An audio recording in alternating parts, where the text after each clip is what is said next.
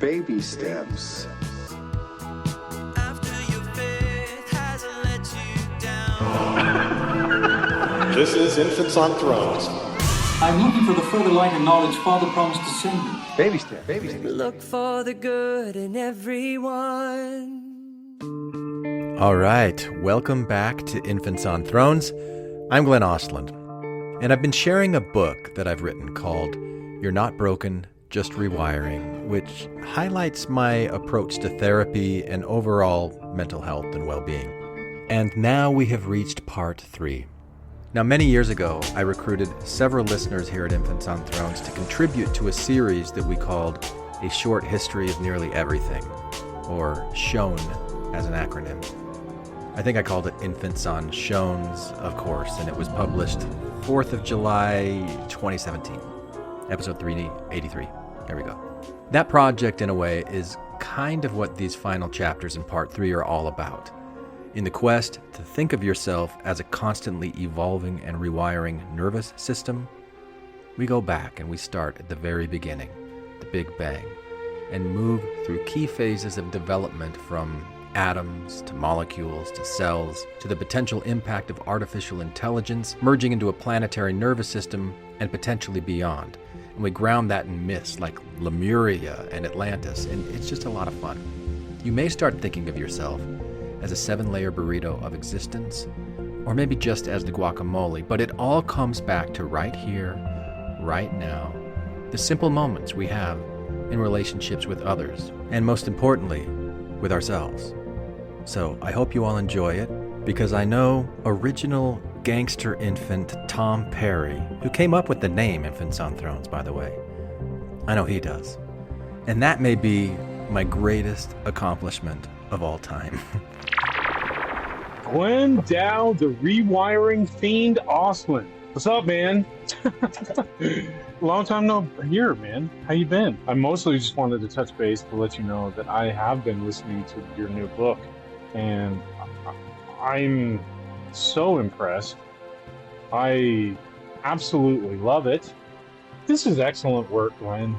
I mean, God damn it, man. This is excellent work. And yes, I may be washing your balls a little bit, but hey, you know what? You freaking earned it, dude. That's some good shit, man. You knew I was going to use that clip, right, Tom? Hang on to them hats and glasses, cause this here's the wildest ride in the wilderness. Chapter 15. Atlantis and the neuron that dreamed itself awake. Is it just me, or does self-awareness sometimes feel like a fall from grace? One moment, everything just is. Breath, light, contact. The world hums in a kind of coherence. Simple, silent, enough. And then, suddenly, there's a mirror. There's an I. There's a question, what am I? And with that question, the ache begins. We call it awakening, but it might also be fragmentation. If Lemuria was the age of interoceptive coherence, a cellular Eden where felt sense led the way, then Atlantis was the age of neural emergence. Consciousness stepping outside itself to behold itself. The rise of reflection, the rise of identity, and eventually, the rise of ego. In this chapter, we're going to explore the myth of Atlantis, not simply as a tale of a sunken civilization, but as a mirror held up to the nervous system itself. We'll examine how 3 different esoteric traditions, Ra's transmissions in the Law of One, Helena Blavatsky's vision in The Secret Doctrine, and the psychic readings of Edgar Cayce, Each frame Atlantis as a moment of transition, power, and collapse. Then, we'll lay these perspectives alongside the story that science tells about the emergence of neurons, the centralization of the brain, and the delicate rise of human consciousness. The goal is not to determine what really happened in physical history, but to examine what these stories reflect in functional reality. How civilizations rise and fall in the body. How ego forms in the mind. And how memory, biological, cultural, or spiritual, carries patterns that repeat. Atlantis, in this sense, becomes less about a place and more about a process. And that process lives in you. The Atlantean thread, Ra's perspective. In the raw material, Atlantis is not a mere fable or philosophical parable. It is a memory, a spiritual event, a chapter in a longer evolutionary curriculum. According to Ra, a sixth density social memory complex that claims to speak from a collective consciousness formed on Venus, Atlantis was one of several civilizations that rose on Earth during what Ra calls the third density, a stage of soul development where beings become self-aware and capable of choosing a polarity, service to self or service to other. Ra describes Atlantis as beginning more than 30,000 years ago as a slowly developing agrarian society, rooted in cooperation and spiritual simplicity. But around 15,000 years ago, a great shift occurred. The Atlanteans discovered ways to harness what Ra calls intelligent energy, a subtle force derived from the indigo ray, associated with the pineal gland and higher levels of perception. With this energy, they developed advanced crystal technology, systems of healing, and tools for manipulating the physical world in ways that bordered on the miraculous. In the beginning, this knowledge was used for service and alignment with what Ra calls the Law of One, a fundamental principle of unity underlying all of existence. But polarity began to split. Some Atlanteans, drawn by ego, hierarchy, and personal power, began to divert this knowledge toward control. Technologies meant for healing were weaponized. Crystals became engines of destruction. A spiritual elite, once devoted to teaching and service, fractured under the pressure of fear and dominance. The Confederation of Benevolent Beings, of which Ra was a part, attempted to intervene by offering guidance and further teachings.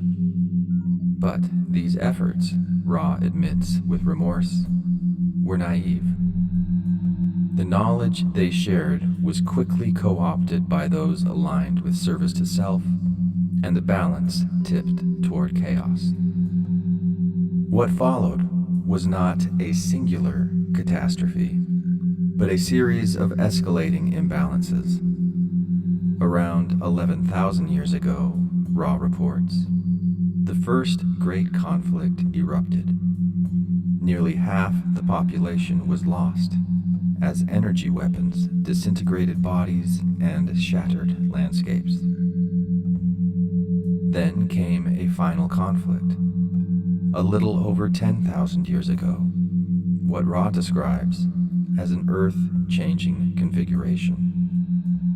The Atlanteans had lost touch with the resonance that once held them together.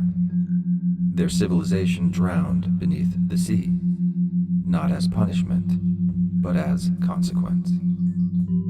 And yet, some remembered.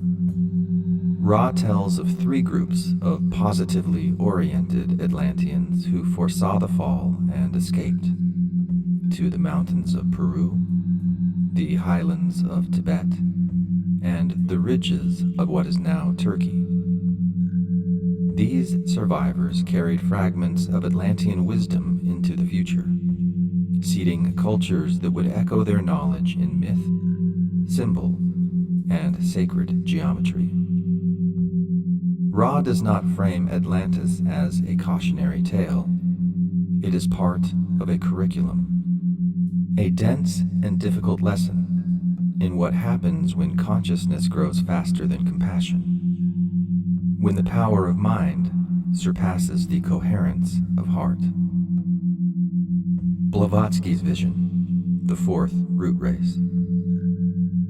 For Helena Petrovna Blavatsky, founder of the Theosophical movement and author of The Secret Doctrine, Atlantis is more than a lost continent. It is an evolutionary epoch. She places the Atlanteans as the 4th root race, in a cycle of 7, each representing a stage in the progressive descent of spirit into matter, and the eventual ascent back to spirit again. Atlantis, in this framework, was not a single island, but a vast landmass stretching across what we now call the Atlantic Ocean, lasting for hundreds of thousands, if not millions, of years. Blavatsky's Atlanteans began as enormous beings, part ethereal, part material, beings of great psychic sensity and elemental command. They were the inheritors of Lemurian fluidity, but stood on the cusp of embodiment. As they evolved, they became more solid, more mental, more individuated. This descent into materiality was not a punishment, but a necessary densification of spirit. Yet with it came the seeds of corruption. The early Atlanteans were guided by adepts of the good law, masters of balance and spiritual discipline. But over time, a new priesthood emerged. Those who sought power over others rather than alignment with the divine. These sorcerers, later referred to as the Lords of the Dark Face, began to manipulate elemental forces for personal gain. They created monstrous hybrids, subjugated nature spirits, and bent magic to their own designs. According to Blavatsky, their fall was karmic and systemic. Civil wars erupted between the sons of light and the sons of the shadow. The elemental forces they had once harmonized turned against them, and then came the floods.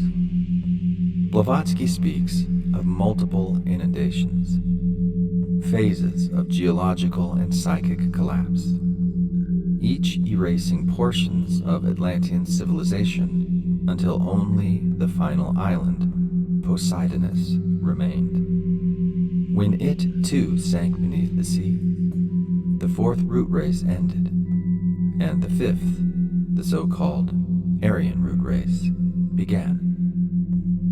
But echoes of Atlantis lingered in the architecture and myths of Egypt, India, Central America, and even Easter Island. Blavatsky's narrative is less concerned with physical history than with energetic memory. Atlantis, she says, is the turning point when humanity shifted from instinctual knowing to mental abstraction, from resonance to reason, from Lemuria's song to Atlantis's mirror. Casey's Atlantis: technology, polarity, and soul memory. Edgar Cayce, the American mystic known as the Sleeping Prophet, offered a deeply personal version of the Atlantis story. In hundreds of trance readings conducted between the 1920s and 1940s, Cayce described Atlantis as a technologically advanced civilization with roots stretching back over 200,000 years. He claimed that many of his clients were reincarnated Atlanteans, now living out karmic echoes of the choices they had once made. Cayce's Atlantis is vibrant, structured, and divided. He speaks of 3 major periods of destruction. The first around 50,000 BCE, the second near 28,000 BCE, and the final sinking just over 10,000 years ago. At its height, Atlantean society had mastered airships, energy crystals, and devices capable of transmitting force over great distances. The central object of power was the Tuawi Stone, or Firestone, a great crystal that could focus solar and cosmic energies for healing, agriculture, and eventually warfare. But it wasn't technology that doomed Atlantis. It was orientation. Cayce described 2 primary factions: the sons of the Law of One, who lived in alignment with divine unity, and the sons of Belial, who pursued domination, materialism, and self-interest. The conflict between them was moral, spiritual, and deeply familiar. The sons of the Law of One advocated for the spiritual upliftment of all beings, including subhuman things that had been genetically engineered or spiritually devolved. The sons of Belial saw these beings as resources, tools to be used, controlled, or discarded. The final destruction of Atlantis, according to Cayce, came when the Belial faction misused the Firestone's power.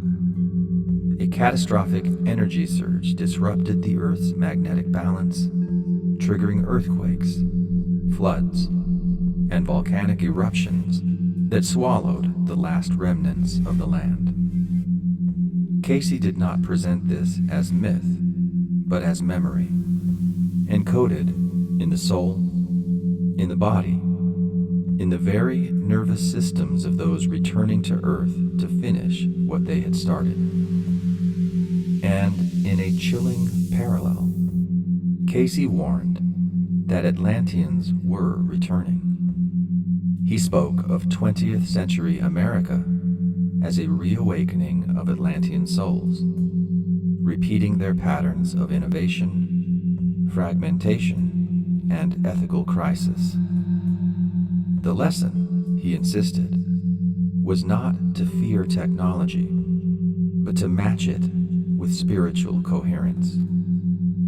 Atlantis, he said, will rise again, not physically, but within.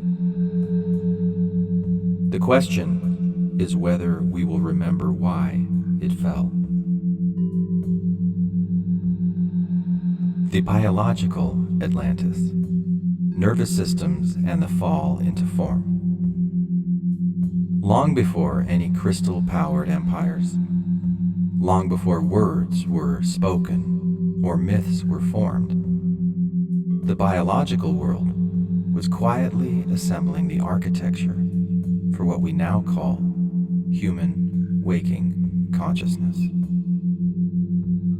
In the grand spiral of Earth's evolution, the emergence of neurons was as revolutionary as the splitting of the atom, and perhaps just as dangerous.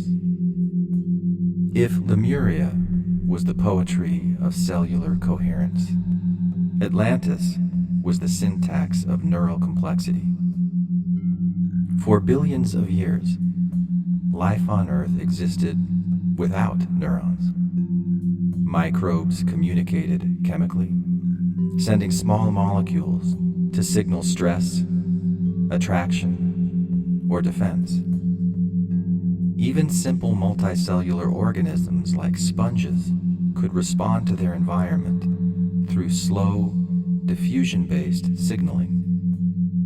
Cells would secrete chemicals, and nearby cells would detect them. An elegant but sluggish form of conversation, like sending smoke signals across a valley. These early life forms were relational, responsive, alive, but they could not coordinate across distance. They could not remember, or anticipate, or reflect. Then, about 600 million years ago, something changed.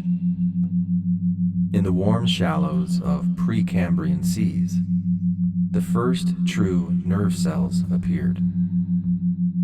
A neuron is unlike any other cell in the body, long, thin, and specialized for speed. It doesn't just pass along a chemical message, it electrifies it. Neurons generate and transmit electrical impulses down axons, sometimes several feet long, and communicate across synapses using neurotransmitters that spark the next cell into action. This shift from slow chemical seepage to rapid electrochemical signaling was monumental.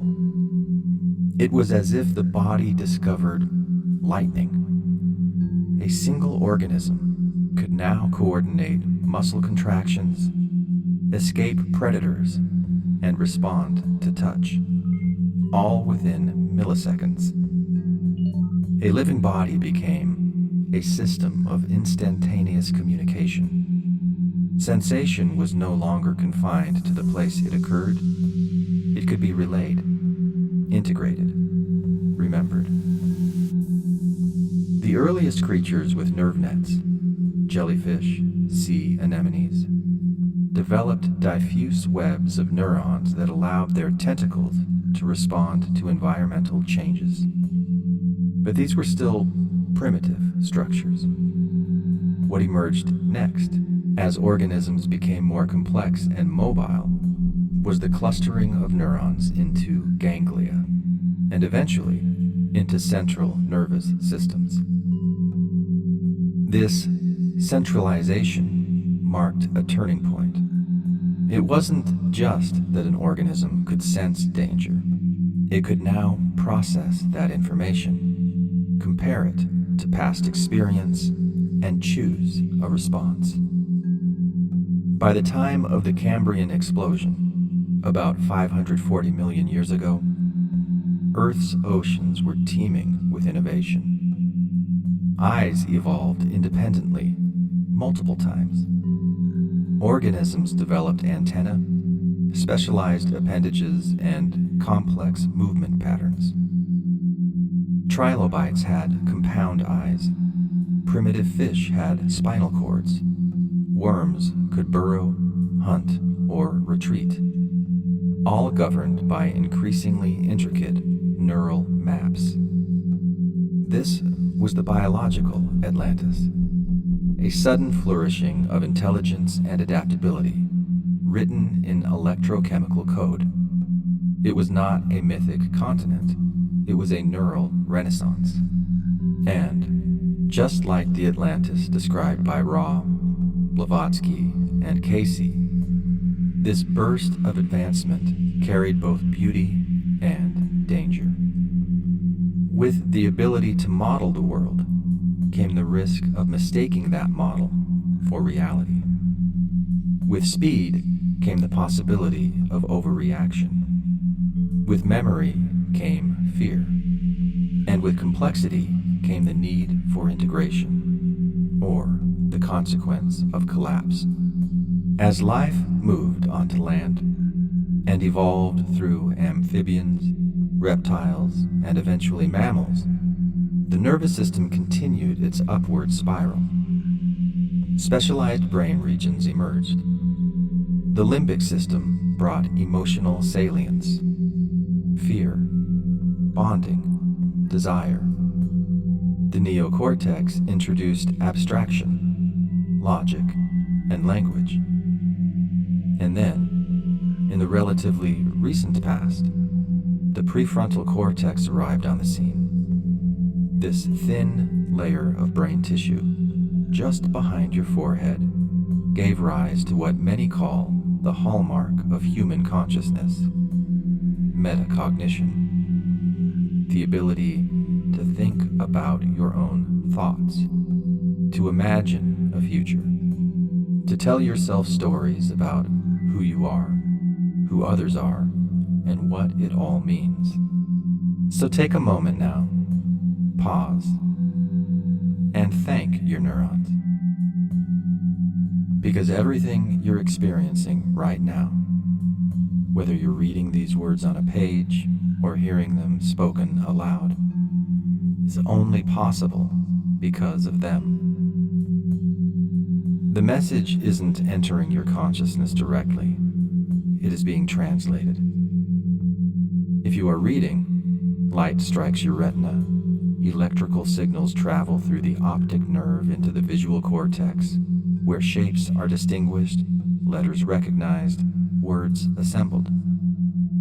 If you are listening, sound waves vibrate the tiny bones of your middle ear, sending ripples through the cochlea, where hair cells transduce vibration into electrical signals that travel via the auditory nerve to your temporal lobes. In either case, the information activates networks across the left hemisphere, where language, memory, and emotion converge. Your limbic system determines how much it matters. Your prefrontal cortex tries to make sense of it all. And beneath it all, your autonomic nervous system is constantly adjusting your breathing, your heartbeat, your posture, your sense of safety or threat. You are not simply reading or hearing. You are translating, evaluating, embodying. You are responding, even now. This is not a small thing. This is the miracle of being a nervous system aware of itself. But even this miracle is built on illusion. Neuroscientist Anil Seth calls consciousness a controlled hallucination, a best guess your brain generates based on incomplete data. Philosopher Thomas Nagel famously asked, "What is it like to be a bat?" The point of his question wasn't to valorize bats. It was to remind us that experience is perspectival. A bat, using echolocation rather than vision, constructs a radically different model of the world. It doesn't see edges, it hears them. Its universe is built from bounce and reverb, from spatialized sound, and it is real for the bat. Just as your model of the world, shaped by sight, language, and memory, is real for you. But it is still a model. This, too, is Atlantis. The moment a system stops simply reacting and begins representing, building internal worlds based on sensory input, memory, and prediction. The neuron is not just a messenger, it is a dreamer. It sketches possibilities. It tells stories. It makes meaning out of sensation. And with that gift comes great vulnerability, because the model can become mistaken for the truth. As the brain grows in complexity, the mirror neuron system emerges. Discovered in the early 1990s in macaque monkeys, mirror neurons fire not only when we act, but when we witness another act. These neurons form the bedrock of empathy, imitation, and shared attention. They allow us to read faces, intuit emotions, and simulate the experience of others. But they also open the door to shame, envy, and projection. When we internalize judgment, it's the mirror neurons that burn. When we feel excluded, it's not just a thought, it's a neural echo of abandonment.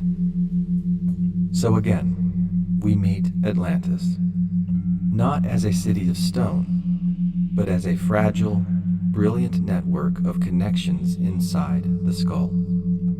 A system capable of beauty and horror, a mind that can imagine utopias and engineer genocide.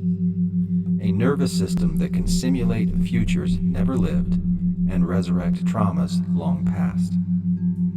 A civilization of neurons, 80 billion strong, each with thousands of connections, lighting up and going dark in patterns too complex to fully comprehend.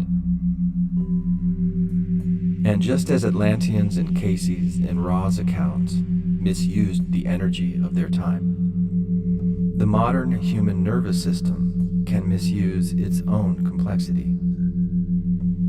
The prefrontal cortex, meant to model the world, can override the body's signals.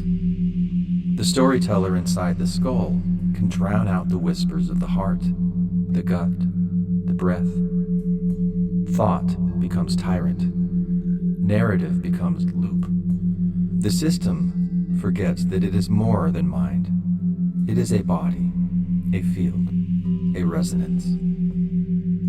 When that happens, when the mind becomes untethered from the body, the result is not insight, it is dissociation. The floodwaters of Atlantis return as anxiety, shutdown, fragmentation. In psychoneuroimmunology, we see how chronic stress disables the immune system, how trauma deregulates the vagus nerve, how early attachment wounds imprint patterns of hypervigilance and numbness. In systems theory, we see how feedback loops, once adaptive, become rigid and self-destructive when coherence is lost. We see a nervous system trying to preserve itself by retreating from itself. But the story doesn't end there, because unlike mythic Atlantis, which disappears forever beneath the sea, your nervous system can remember. It can return. It can find its rhythm again. Through breath, through connection, through safe relationships and soft attention, through conscious rewiring. Science, like mythology, reminds us a nervous system out of balance doesn't need punishment. It needs pause. It needs coherence. It needs, quite literally, a reset. You are the spiral. So, what if we read these esoteric texts not as revelations from other worlds, but as poetic neuroscience? What if Ra's densities are metaphors for developmental states? What if Blavatsky's root races are evolutionary layers of nervous system emergence? What if Casey's soul migrations are ancestral memories encoded in our genes, our bodies, our dreams? What if Atlantis is in you, not as a past life, but as a present pattern? You are the civilization of light and knowledge. You are the crystal technology of your own mind. You are the polarity split between service and survival. You are the flood, and you are the memory of coherence that precedes it. when you override your own signals, when your internal narrator drowns out your body's truth, when shame silences the breath, Atlantis sinks again. But when you pause, when you feel, when you remember resonance before narration, the island rises, not in geography, but in nervous system function, in coherence, in care. Ra says you're learning to choose your polarity. Blavatsky says you're moving from form to formlessness and back again. Casey says your past is alive in you, asking to be redeemed. Biology says you are a network of communicating cells, constantly rewiring, constantly healing, constantly integrating. These are not contradictions. They are translations. And perhaps integration itself is nothing more than remembering that all of these stories, scientific, mystical, mythical, are different languages trying to describe the same thing. A system that once fell apart, now learning how to come back together. Because you're not broken, you are rewiring. Always. Postscript. The fifth root race and the path ahead. Before we move forward, at the edge of what may become a great reunion, we need to pause and tend to a fracture still pulsing beneath the surface of our language. The word Aryan. In The Secret Doctrine, Helena Blavatsky used the term to describe what she called the fifth root race, a symbolic stage of human evolution marked by the full emergence of ego consciousness and the rise of systems, reason, and identity. Her use drew from older linguistic roots.